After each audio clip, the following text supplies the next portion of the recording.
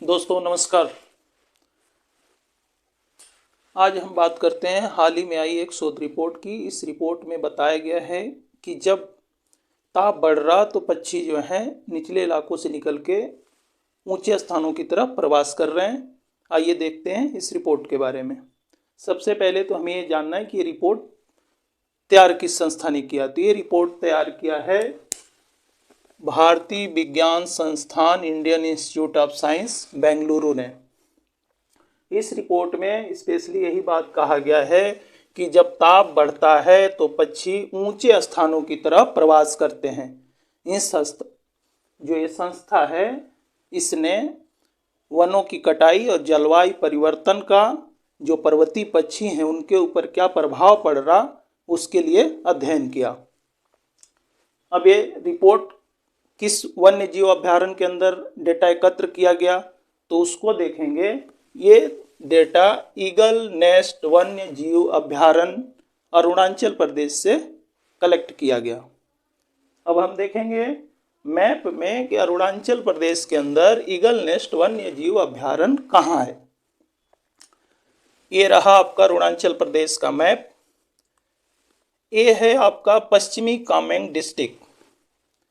पश्चिम जो कामेंग डिस्ट्रिक्ट है उसी के अंदर ईगल नेस्ट वन्य जीव अभ्यारण्य स्थित है।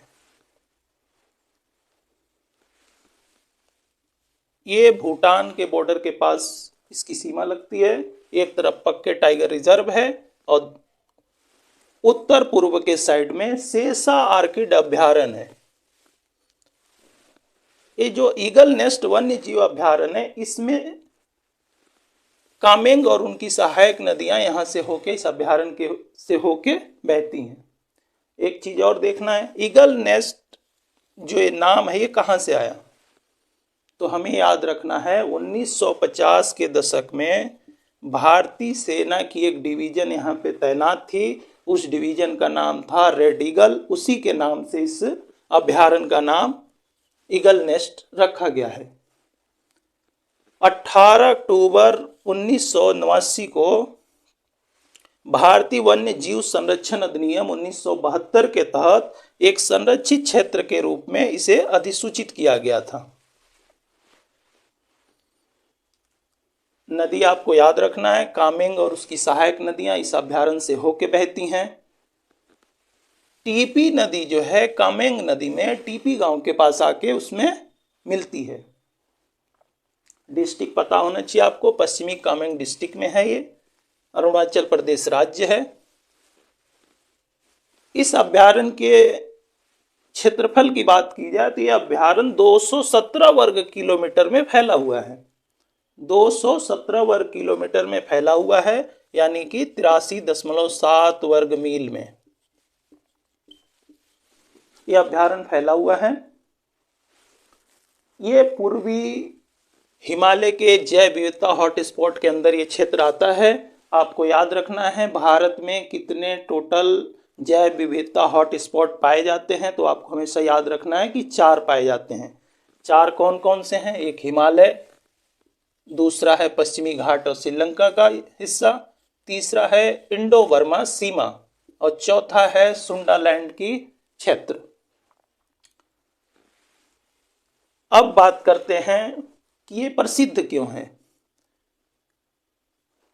ये प्रसिद्ध इसलिए है क्योंकि यह जो ईगल नेस्ट वन्य जीव अभ्यारण्य है यहाँ पे 500 से अधिक जो है पक्षियों की प्रजातियां पाई जाती हैं और वनस्पतियों की यहाँ पे बात की जाए तो यहाँ पे शंकुधारी शीतोष्ण वन पाए जाते हैं, शंकुधारी उपोष्ण कटिबंधी वन पाए जाते हैं, चौड़ी पत्ती वाले उपोष्ण कटिबंधी वन पाए जाते हैं, उष्ण कटिबंधी आर्द्र सदाबहार और अर्ध सदाबहार वन भी यहाँ पे पाए जाते हैं। यानी अपने विविध वनस्पतियों के लिए प्रसिद्ध है। अब जीव जंतु की बात करें तो यहाँ पे ट्रैगोपैन पाया जाता है, बुगन लियोसिचला पक्षी भी यहाँ पे पाया जाता है। ये IUCN की जो रेड डाटा लिस्ट है उसके अंदर क्रिटिकली एंडेंजर्ड की सूची में है। रस्टी बेलिड शॉर्ट विंग भी यहाँ पे मिलती है। रूफस नेक्ड हॉर्नबिल भी यहाँ पे पक्षी मिलती है। रूफस थ्रोटेड रेन बैबलर, ये तो मैंने कुछ 2-4 नाम इसमें लिख रखे हैं जो इम्पोर्टेंट हैं। ऐसे तो यहाँ पे 500 से अधिक प्रजातियां पाई जाती हैं, इसको आप याद रखिएगा। बोगन लियोसिचला, पहली बार इसको 1995 में देखा गया था। 6 में इसको एक अन्य प्रजाति के रूप में इसको वर्णित किया गया था। विस्तार आपने देख लिया, विस्तार है 83.7 वर्ग मील। ऊंचाई की बात की जाए तो समुद्र तल से इसकी ऊंचाई है 500 मीटर से लेके 3250 मीटर तक।